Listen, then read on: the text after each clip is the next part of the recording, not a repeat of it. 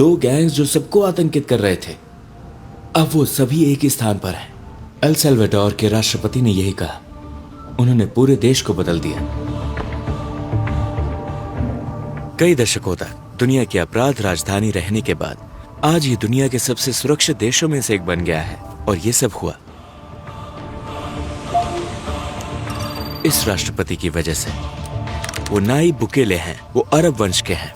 उनके पूर्वज 19वीं सदी की शुरुआत में एल साल्वाडोर चले गए थे और वो फिलिस्तीनी मूल का है। उनके 2019 में पदभार ग्रहण करने के बाद से उन्होंने देश को बदल दिया है। हम सिकॉट जेल के गेट पर हैं। सिकॉट, जरा इस सुरक्षा के स्तर को देखिए। इसे गैंगस्टर्स और आतंकवादियों की जेल के रूप में जाना जाता है। उन्होंने मीडिया को इस दृश्य को पूरी दुनिया में प्रसारित करने के लिए आमंत्रित किया ताकि कानून तोड़ने की हिम्मत करने वाले किसी भी व्यक्ति को रोका जा सके। यहाँ आसपास कोई सिग्नल नहीं है पूरी जगह में। चलो अंदर चलें। हेलो, आप कैसे हैं? आपका स्वागत है। मैं आतंकवाद निरोधक केंद्र का डायरेक्टर हूँ।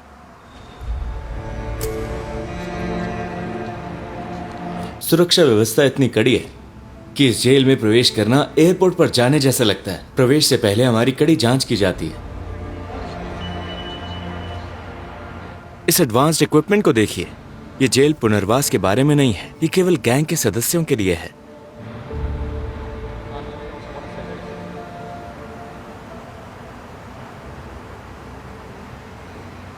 ये अनुवाद के लिए। वहां 2 और गेट है। ये दूसरा चेक पॉइंट है। ये एक स्पेशल इंस्पेक्शन रूम है।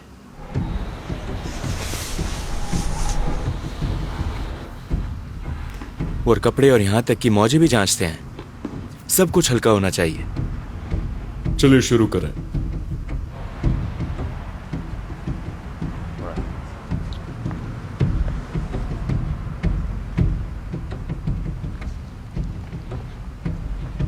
अब हम दूसरे कमरे में प्रवेश कर रहे हैं।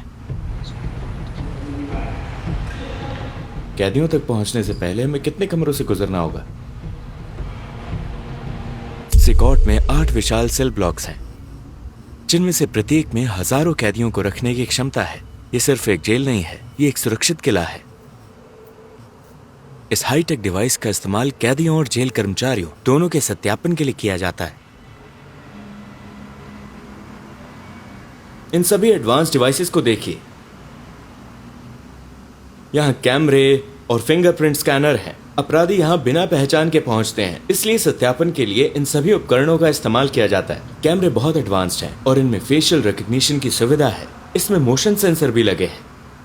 हम जेल की कोठरियों के करीब पहुंच रहे हैं। सिकॉट का निर्माण 7 महीने के रिकॉर्ड समय में किया गया था। हमारे यहाँ जिस प्रकार के अपराधी हैं, उन्हें देखते हुए एक ऐसे बुनियादी ढांचे की आवश्यकता थी जो इस प्रकार के कैदियों को नियंत्रित करने के लिए सभी आवश्यकताओं को पूरा करता हो, जो कई वर्षों से हमारे समाज के लिए शोक और दर्द का कारण बने हैं। इस इंफ्रास्ट्रक्चर में अंदर आने और बाहर जाने के लिए एक सिंगल गेट है। इसके अलावा सिकॉट का जन्म क्यों हुआ था? सिकॉट का निर्माण आपातकाल की घोषणा के बाद किया गया था। बड़े पैमाने पर गिरफ्तारियां होने के कारण अपराधियों को रखने के लिए एक बड़े जेल की आवश्यकता थी।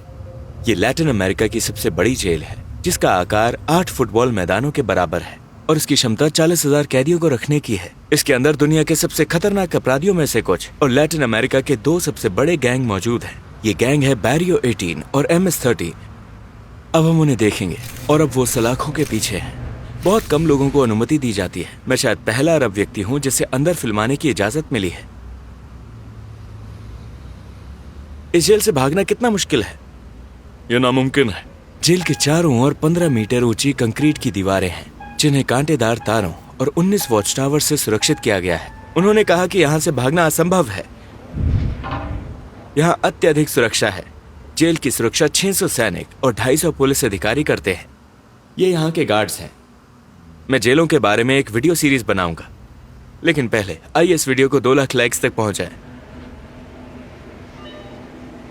हम अब शस्त्रागार जा रहे हैं। ये देखिए, यहां पर एक शस्त्रागार है। यदि कोई भागने के बारे में सोचता भी है तो देखिए कि उसका क्या होगा। एल साल्वाडोर ने गैंग्स के खिलाफ युद्ध की घोषणा की। देखिए, हम आ चुके हैं। हम यहाँ हथियारों के गोदाम में हैं।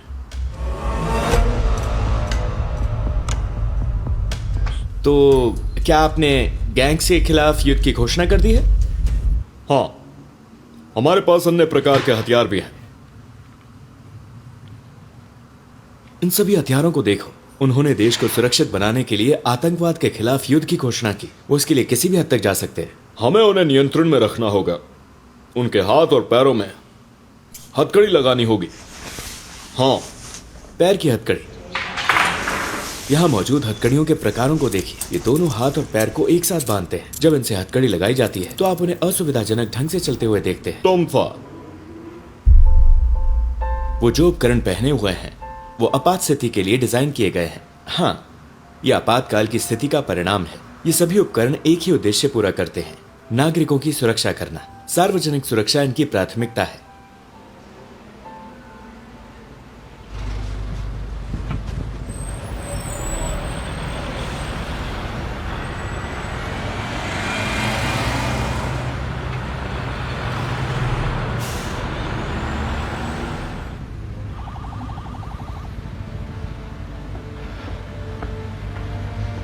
जहां तक जेल अधिकारियों की बात आती है, या उन्हें कुछ विशेषाधिकार प्राप्त हैं। ये गार्ड्स के लिए है, कैदियों के लिए नहीं। कैदी अपनी कोठरियों से बाहर नहीं जा सकते। क्या आप और यहाँ के गार्ड्स देश की सुरक्षा के लिए जिम्मेदार महसूस करते हैं? क्योंकि अगर ये गैंग मेंबर्स भाग गए, वो हाँ, यही बात देश को सुरक्षित बनाती है। आपकी सेवा के लिए धन्यवाद। धन्यवाद जी। ये शेविंग के लिए है। आप सोच रहे होंगे कि ये कैदियों के लिए है, लेकिन असल में ये गार्ड्स के लिए है। उनका अच्छे से ख्याल रखा जाना चाहिए क्योंकि वो दुनिया के सबसे खतरनाक अपराधियों से घिरे हुए हैं।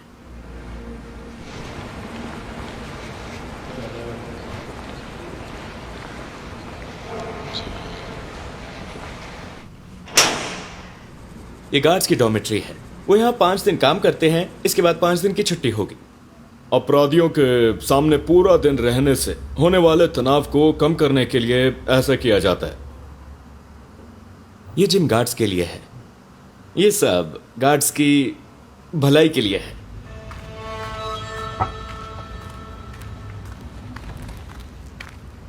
मेरे साथ आइए। अब हम कैदियों के क्षेत्र में प्रवेश करने वाले हैं। ये वीडियो का सबसे महत्वपूर्ण हिस्सा है।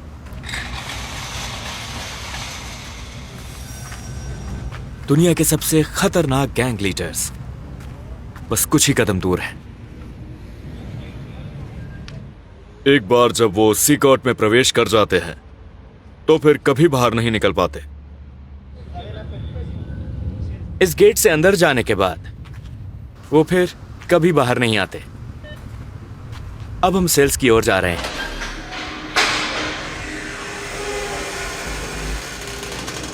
अंदर आ जाइए। हम गैंग्स तक पहुंच गए हैं। Buenas tardes.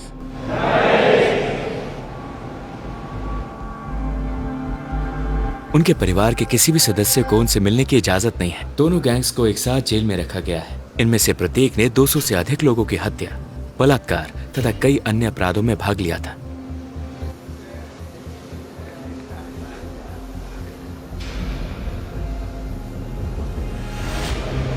उन्होंने कहा कि अगर आप उनकी ओर देखेंगे तो वो आपको गुस्से से देखेंगे। चलो देखते हैं। जैसे कि आप देख सकते हैं, उनमें से हर एक ने सफेद यूनिफॉर्म पहनी है। टी शर्ट, सफेद शॉर्ट्स और सफेद चप्पल। उनके पास अंदर बस यही चीजें हैं। वहां कोई गद्दे नहीं है। वो वहां मौजूद लोहे की सतह पर सोते हैं। यहाँ भारी संख्या में गार्ड मौजूद हैं। ऐसा लगता है जैसे देश में युद्ध चल रहा है। सभी कैदी एक जैसी सफेद वर्दी पहनते हैं। हाँ,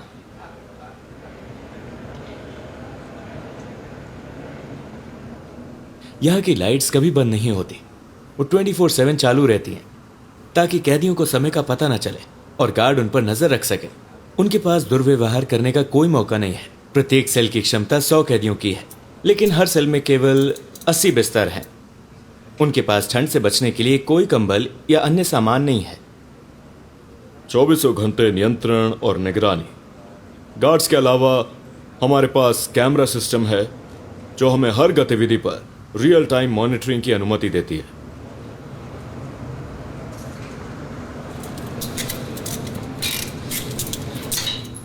उनमें से कुछ को अब व्यायाम करने के लिए बाहर जाने दिया जा रहा है। कैदियों को प्रतिदिन केवल 30 मिनट के लिए अपने शरीर के वजन का उपयोग करके व्यायाम करने के लिए अपनी कोठरियों से बाहर जाने की इजाजत दी जाती है। सभी सेल्स अपनी पूरी क्षमता पर हैं।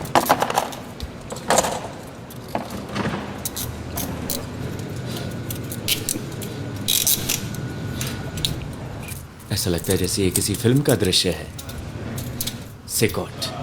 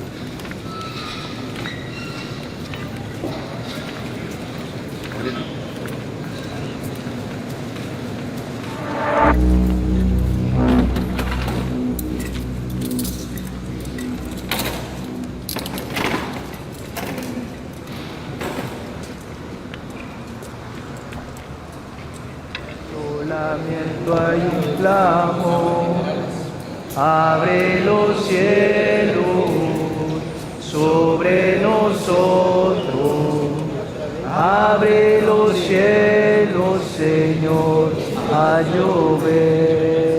उन्हें सिर्फ इसी एकमात्र गतिविधि की इजाजत है। उन्हें कुछ और करने की इजाजत नहीं है। Somos tu pueblo, somos tu hija, abre los cielos, Señor.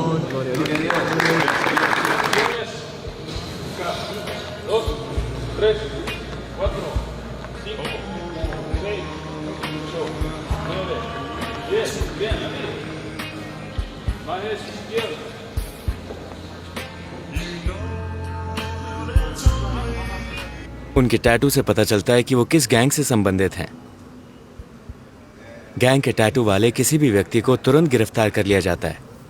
Police के पास एक खास टैटू का कैटलॉग है जिसमें हर निशान एक गैंग से जुड़ाव दिखाता है। कुछ गैंग के सदस्यों ने अपने टैटू बदलने की कोशिश की, लेकिन वो नाकाम रहे।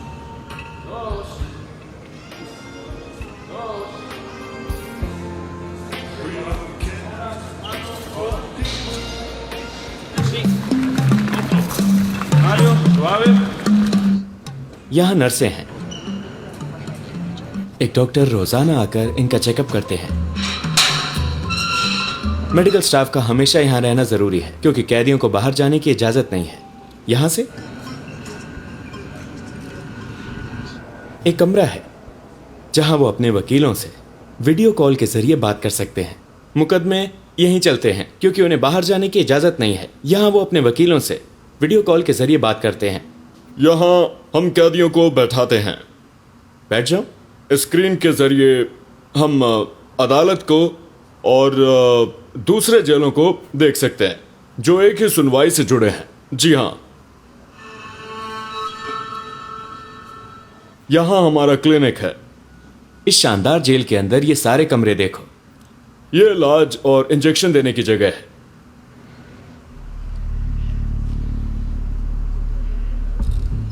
अब हम दुनिया के दो सबसे खतरनाक गैंग मेंबर्स के बीच से गुजर रहे हैं। वो हमारे दाएं और बाईं ओर हैं। मैं आपको 3 ऐसे अपराधियों के बारे में बताऊंगा जो यहाँ हैं। ऐसे लोग जो एक समय पर भगवान बनने का नाटक करते थे। वो तय करते थे कौन जिएगा और कौन मरेगा। वो हमें इन 3 अपराधियों के बारे में बताएंगे। हाँ, अपना मास्क उतारो। और हम इनके अपराधों के बारे में जानेंगे। वो समाज के लिए बहुत बड़ा खतरा थे। उर्फ एल सेको, बैरियो 18 गैंग का सक्रिय सदस्य। इस शख्स पर गंभीर हत्या का आरोप है। इसे 100 साल से ज्यादा की जेल की सजा मिली है। अपनी शर्ट ऊपर करो। उनके टैटू बताएंगे कि वो किस गैंग से संबंध रखते हैं। इसने 5 लोगों को मारा। उसने उन्हें सिर्फ इसलिए मार डाला क्योंकि वो उसके इलाके में आ गए थे। घूमो। उन सभी के शरीर पर टैटू हैं। वो MS-13 सदस्य हैं। वो देखो।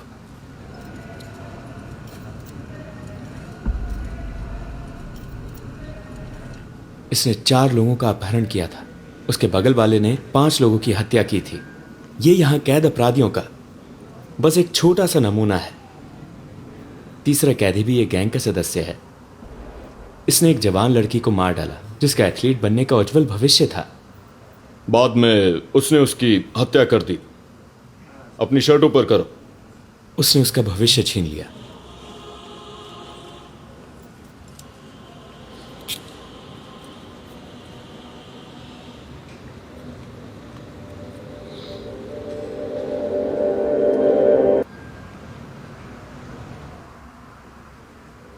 उनके टैटू की वजह से उन्हें पहचानना और पकड़ना बहुत आसान हो गया। उसके शरीर पर 18 का टैटू बना हुआ है। इसका मतलब है कि वो बैरियो 18 का सदस्य है। ज्यादातर टैटू जो तुम इन पर देखोगे उनमें कुछ कब्र के पत्थर बने होंगे। ये टैटू वो अपने गैंग के दूसरे सदस्यों की याद में बनवाते हैं। उनके गैंग के सदस्य जो मारे गए। उनके शरीर पर उन लोगों की कब्रों और खोपड़ियों के भी टैटू हैं जिनकी उन्होंने हत्या की है। यहाँ मारिया, यहाँ क्या लिखा है? संटाना गुज़मान। संटाना गुज़मान, वो कौन है? मेरी दादी। वो उसकी दादी है। उसके बेटे का चेहरा। ये टैटू उसके मारे गए गैंग सदस्यों की याद में है। उसने उन्हें खोपड़ियों के रूप में बनवाया है। हर टैटू का एक मतलब होता है। इन सबको गिरफ्तार करके एक ही जेल में बंद कर दिया गया है। ये दोनों गैंग आपस में दुश्मन थे, लेकिन अब वो एक साथ कैद हैं। आमतौर पर उनके पैरों पर औरतों के चेहरे बने होते हैं और साथ ही खोपड़ियां और गांजे के टैटू भी। हाँ,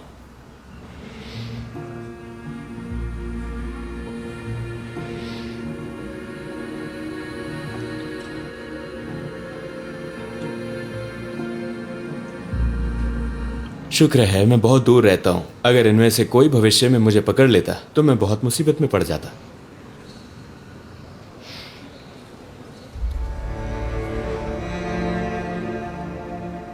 ये गैंग कभी दुश्मन थे, लेकिन अब ये एक ही सेल में रहते हैं। उनकी पूरी जिंदगी इस सेल के भीतर सीमित है। वो कभी बाहर नहीं जा सकते। ये उनका टॉयलेट है। क्या आप देख रहे हैं? ये वहां कोने में है। ये 2 साल से यहां है। जैसे ही जेल खुला, सारे अपराधियों को यहां भेज दिया गया। गार्ड इस डर से अपने चेहरे ढक कर रखते हैं कि कहीं कोई कैदी बाहर किसी से संपर्क करके उनके परिवारों से बदला न ले ले। हाँ, अब हम सॉलिटरी कन्फाइनमेंट की कोठरियों की तरफ जा रहे हैं। जो भी कैदी बदतमीजी करता है उसे यहां डाल दिया जाता है। यही चीज उन्हें लाइन में रखती है। यहां कोई लाइट नहीं है। ये सॉलिटरी कन्फाइनमेंट सेल है। यहाँ केवल एक सीमेंट स्लैब है। ये सॉलिटरी कन्फाइनमेंट सेल है। अगर कोई कैदी बदतमीजी करता है तो उसे 15 दिनों के लिए यहां डाल दिया जाता है।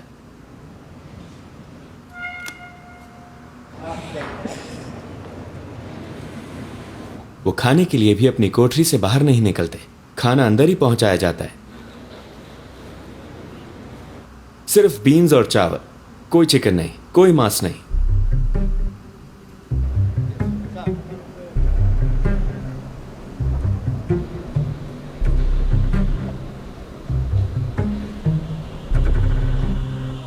बाद में मैंने एक गैंग के सदस्य का इंटरव्यू लिया। वो MS-13 के सदस्य हैं। उसने कितने लोगों को मारा? 30। उसने 30 लोगों की हत्या की है। क्या हम उसके टैटू देख सकते हैं? देखो,